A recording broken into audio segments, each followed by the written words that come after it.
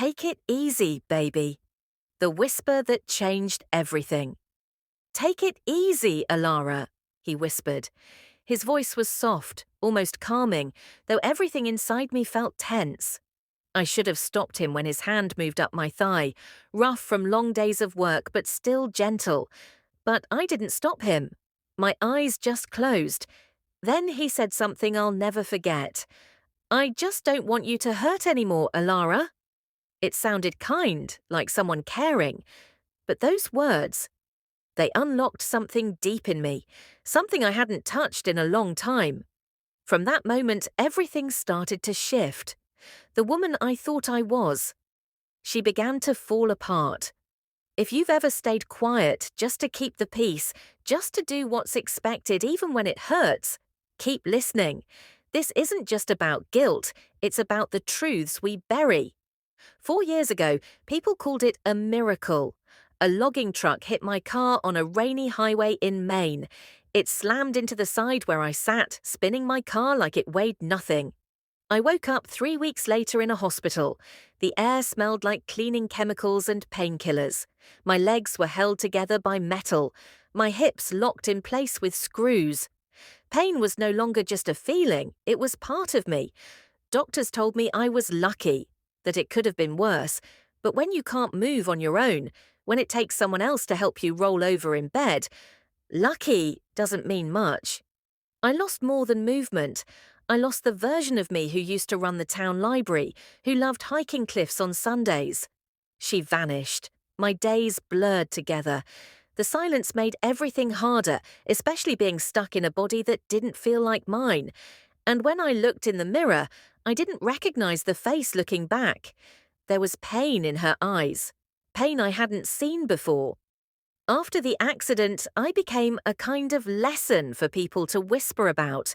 In the market, I'd hear bits of it. Such a shame, she used to be full of life. That kind of talk cuts deeper than most people realize. It's not just pity, it's like being erased. Then Reese came home. He'd been working up north for the season. He looked different, taller, stronger, the softness of youth replaced with the quiet strength of a grown man.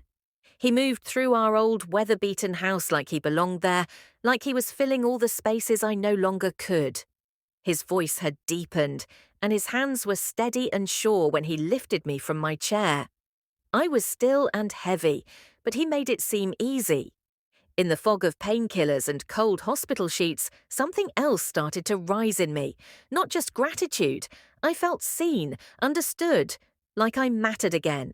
I didn't want those feelings. I didn't expect them. I didn't even recognize them at first. But sometimes, healing doesn't come in the way you think.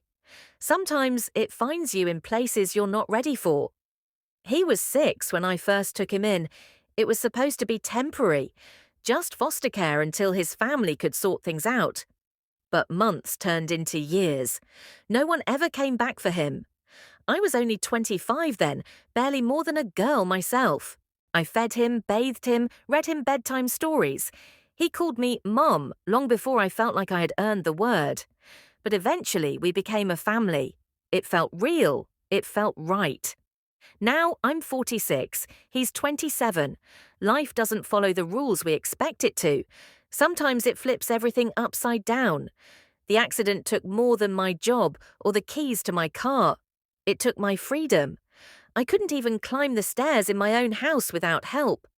My body let me down in ways that felt deeply personal, like it was betraying me. I couldn't wash my own hair, dress myself, or use the bathroom without help. That kind of helplessness doesn't just bruise the body, it wounds the soul. Reese stepped in without hesitation. "Just until you're stronger, Mom," he said. But we both knew that stronger might never come. Our house, tucked at the end of a quiet lane in Oak Haven, hardly saw the sun during winter. The old heater clicked and groaned through the cold nights. When the winds howled, it sounded like the house was crying with me. It was just the two of us. Reese did everything, shopping, cooking meals that reminded me what comfort smelled like, lifting me in and out of bed and into the tub. He held me like I was weightless, though I knew I wasn't. He cracked bad jokes to make me smile, made sure I never missed a dose of medication. He never treated me like I was a burden, but I still felt like one. There's a certain kind of loneliness that comes when your own body turns against you. You stop feeling like a person and start feeling like something broken, a prisoner inside your own skin. The world has a quiet way of forgetting people once they're no longer useful. I used to be someone strong, busy, needed. Now, even I barely recognized the woman in the mirror. It happened like so many things do, without warning, on an ordinary night. I was curled up on the couch, legs aching deep in the bone, the cold from the coast settling into every part of me. Reese knelt down beside me. He gently rolled up my sweatpants, his hands warm and a little rough against my skin. "You're hurting again?" he asked softly. His thumbs were already pressing into my sore calves, easing the tension like he always did. I nodded, but tried not to focus too much on his touch. It had always helped, brought comfort the painkillers never could. But something felt different this time. His thumb moved just slightly higher. It wasn't far, maybe an inch. But that inch felt like a fault line opening up between us. His thumb brushed the crease where my thigh met my hip, a spot that carried not just physical pain, but something deeper. A quiet shame I'd tried to forget. My breath caught, and I felt his hand pause too. Everything went still. The room, the air, even the walls seemed to hold their breath. "I'm sorry," he whispered, pulling his hand away like he'd touched fire. But the heat of it stayed with me, like a mark burned into my skin. "No," I said, too fast, too breathless. It's fine." He looked at me, his eyes dark and unreadable. He searched my face for something. Then, slowly, he pulled my pant leg down, his touch lingering, gentle on my calf. "You're all right," he said, more as a statement than a question. I nodded, but I wasn't all right. Not even close. Something had changed, something real. The silence between us wasn't the same anymore. It was heavier now, tense. I could feel it settle in the room, in my chest, in the very place his hand had been. And for the first time in years, I wasn't just thinking about everything I'd lost. I started to wonder what I still wanted. That night shifted something inside me. Reese's care didn't change. He was still gentle, still thoughtful. But now my body remembered. Every time he touched me, even just a small brush of his fingers, it stayed with me. A slow, quiet burn under my skin. I began noticing things, little things I hadn't seen before. I started to notice things about him, the way his jaw tightened when he focused, how his usually serious eyes would soften slightly when they looked at me. That look, it wasn't just about duty or care, it felt like more. Sometimes I caught glimpses of something when he thought I wasn't paying attention. One morning, he was helping me out of bed. His arms were steady around me, familiar now. As I leaned into him, his hand brushed against mine. Just a touch. We both froze. For a moment, everything stood still. My breath, his hand, the air around us. Then it passed. But before it did, I felt his fingers tense just slightly, then loosen again. My heart beat hard in my chest. We didn't talk about it. We never talked about any of it. At night, when I couldn't sleep, I'd lie there in the dark with a deep ache in my legs, but an even deeper one somewhere in my chest. I'd stare at the ceiling, listening to the quiet sounds of the house, the creaks, the wind outside, the sigh of old wood settling. Then one night, my bedroom door creaked open. "Your light was on," Reese said quietly, standing in the doorway. His hair was a mess, his eyes half closed with sleep. "Can't sleep," I whispered. He came in slowly, not waiting for an invitation, but I didn't need one. He sat down on the edge of the bed. "Want me to stay until you fall asleep?" I nodded. He leaned back against the headboard, his legs stretching out beside mine. I turned on my side, watching him. His eyelids started to droop. Then his breathing evened out, slow and steady. He fell asleep beside me. I didn't mean to touch him. My hand moved on its own, like it was pulled by something deeper than thought. I brushed the hair from his forehead, then slowly traced the side of his face. My fingers paused at the back of his neck, where his skin was warm and soft. I took a sharp, quiet breath. For a moment, the world went completely still. I told myself it was nothing, just a tired gesture, a mother's comfort for her son. But even then, I knew it wasn't that simple. The lie that it was nothing, just a mother's touch, felt thinner each time I told it to myself. Reese never brought it up. He never said a word about the way my hand had lingered while he slept. But something in his eyes had changed after that night. They stayed on me longer, softened around the edges, like he was looking at something precious, something he didn't want to damage. And God help me, something in me was breaking. It wasn't just the pain in my legs anymore, or the hollow places in my life left by the accident. It was every time he pulled a blanket higher over me, every time he steadied me in the bath or tucked a strand of hair behind my ear. I felt it in those moments. A warmth, a current, a slow, dangerous thaw where I had only known ice. My body couldn't tell the difference anymore between being cared for and something deeper, something that buzzed just under my skin like a forbidden hunger. I knew it was wrong. The knowledge sat there, dull and heavy, always present. But my eyes betrayed me. They followed the line of his forearms as he carried groceries, watched the way his shirt clung to his back when he came in from the cold. I caught myself waiting for those rare smiles of his, the ones that could make me forget how broken I was. Logic moved slowly, like it was wading through molasses. But sensation raced ahead. It was wildfire. We didn't talk about it. But the silence wasn't empty anymore. The pauses between our conversations grew longer, more charged. He'd reach for a coffee mug, and I'd already be reaching too. Our fingers would meet, linger just slightly too long.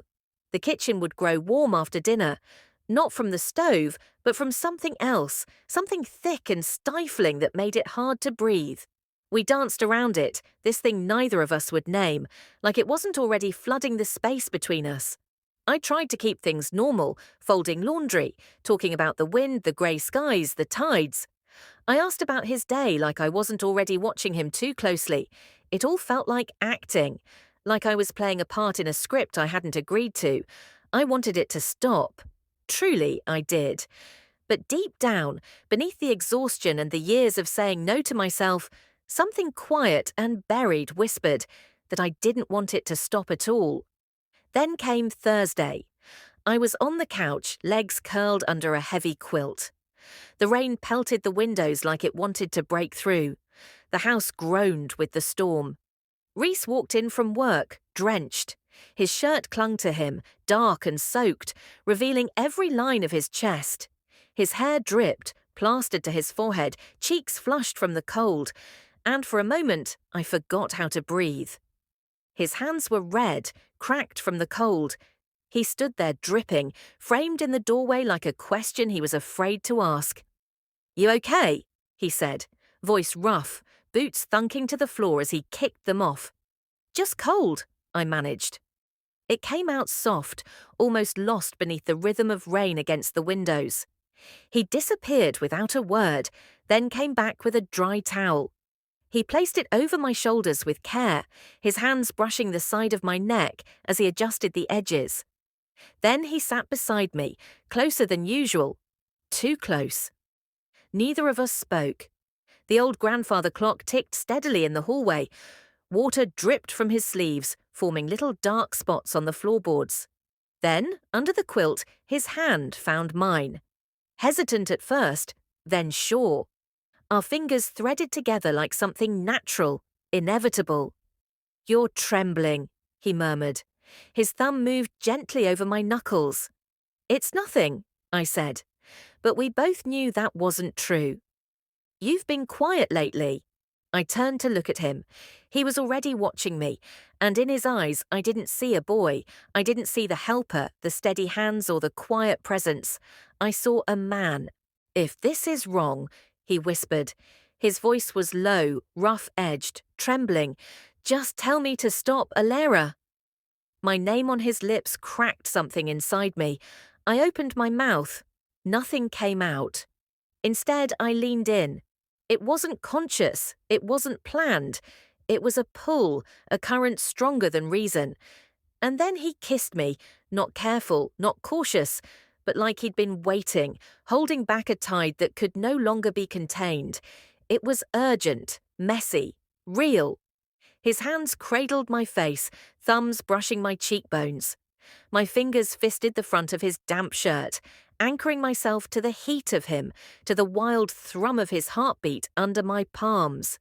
He tasted like rain, like salt and wind, and something that was only ever him. I should have stopped it. I should have said no, but I didn't. I kissed him back, deeply, hungrily, like I had just been given back a part of myself I hadn't known was missing. In his arms, there was no pain, no disability, no sterile hospital rooms or slow, aching days. Only this, only us, only a terrifying electric connection that made everything else disappear. And then the truth hit me. I wasn't numb anymore. Afterward, silence. Just our breathing, sharp and uneven, filled the room. Our foreheads touched. I clung to his shirt like it was the only real thing in the world, afraid that if I let go, whatever had just happened would vanish, would shatter like it had never existed. He pulled back slightly, his dark eyes searching mine. "Alara," he said, voice hushed, low. "You know, you're not my real mother." The world tilted. My breath caught, and my stomach dropped like stone. "I've always known, Reese," I said quietly. He nodded, as if he'd been carrying the weight of that knowledge alone for years. "No one ever said it, but I figured it out." His voice was steady, but his jaw clenched. "A long time ago." I could barely speak. "You never said anything," he added, as if answering the question I hadn't asked. "You never needed me to," I murmured. My mouth opened, then closed. What was there to say that wouldn't unravel everything? "It doesn't change anything," he said, gaze unwavering. "Not for me." He leaned in, his fingertips brushing my cheek, feather-light. "This isn't confusion," he said, voice firmer now, "and it's not loneliness." He hesitated. Then the words came, slow and deliberate. "I kissed you because I think I've loved you my whole life, not as a mother, but as the only person who ever truly saw me, the one who saved me." My throat tightened until I couldn't breathe. Of course I'd known. Somewhere beneath the day-to-day caregiving and the old paperwork locked away in a drawer, I'd always known he wasn't mine by blood. But hearing him say it, so plainly, so clearly, shifted something elemental in me. It was as if the story of us, the one I had told myself for years, had been cracked open. In the eyes of the world, I was his mother, on the forms, in the whispered gossip of neighbours, in the long nights of fever and school projects and quiet birthdays. But those invisible boundaries, blood, title, obligation, suddenly felt less like walls and more like doors. I should have felt relief. Instead, guilt curled inside me, heavy and familiar. Because love, real, aching love, when it arrives in the wrong shape, often drags shame behind it like a shadow. "What does this make us?" I whispered. My voice felt fragile, barely louder than the patter of rain against the glass. He didn't flinch. "It makes us real," he said without hesitation. Maybe he was right, but real didn't feel easier. Real felt unbearable, unfiltered, unrelenting. And it didn't happen in some romantic bedroom tucked away from consequence. It happened here, in the living room, on the worn, sagging sofa where I'd spent most of my days, learning to stand, to shuffle a few painful steps, to survive.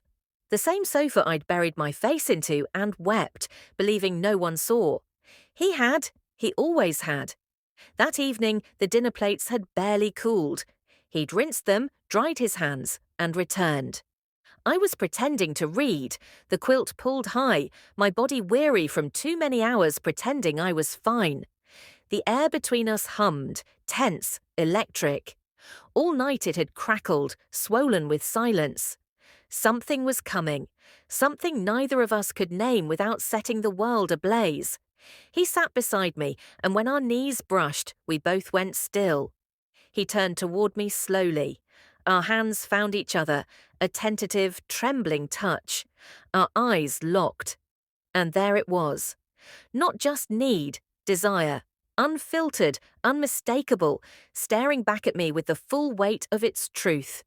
His lips were on mine before I could take a breath.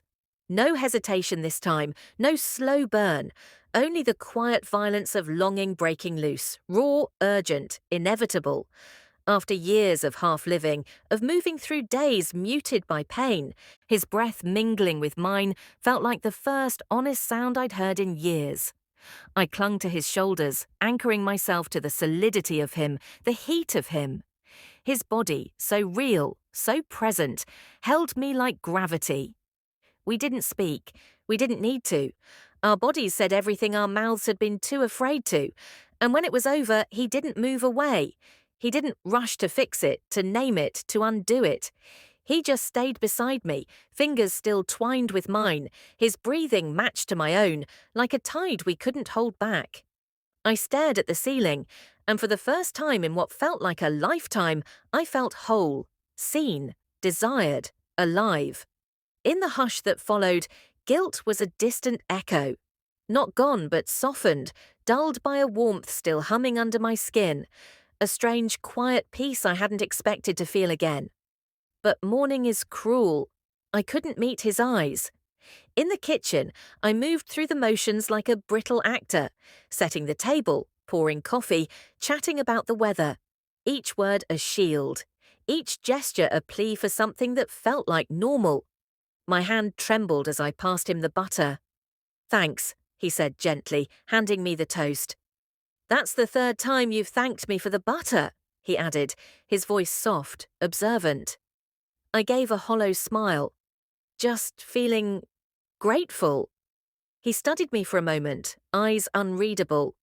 "Do you regret it?" he asked. The knife froze mid-slice. "I don't know," I whispered, and I meant it. The truth was like glass in my throat. "I wish," I paused, breath shaky.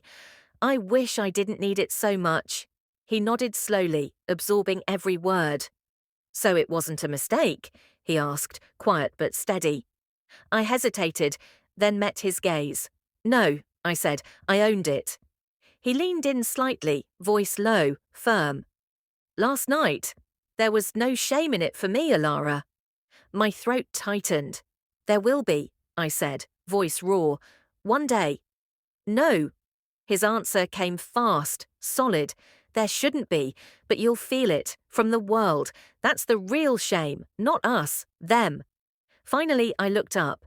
In his eyes, I saw everything: defiance, tenderness, fear, and a burning resolve that stole my breath. It shattered something inside me again, a part I thought had calcified beyond breaking. "What does this mean for us, Reese?" He reached for my hand. "It means we're real, Alara." And maybe he was right. Too real for a world that would never understand. At the grocery store, they still call me courageous. "What a strong woman," they say, as if survival was nobility, as if grief, once worn long enough, becomes something admirable to behold. They don't see the truth. They don't see this. 2150. "So devoted, that young man of yours," they say. "Reese, he's lucky to have you." 2155. I smile. I nod. I thank them. 2159. Then I go home to the young man who is no longer just a boy. 2204, not mine by blood, not mine in any way the world is ready to understand. 2210. We make dinner together, we fold laundry, we water the plants. 2216. A quiet life, tucked behind drawn curtains and polite smiles. 2221. But in the spaces between, a glance across the dinner table, a hand brushing another as we reach for the salt, 22:29, something flickers. 22:33. Something we never name, but that neither of us can quite silence. 22:36. Everyone in Oak Haven thinks they know our story. 22:39. The selfless foster mother, the devoted, grateful son. 22:43. They see the commitment. They see the sacrifice. 22:47. But they don't see the nights. They don't see the slow burn intensity, the fire we've tucked away beneath layers of duty and denial. 22:54. But we do. We carry it in glances, in gestures, in the hush that wraps around us when the world is gone to sleep. 2300.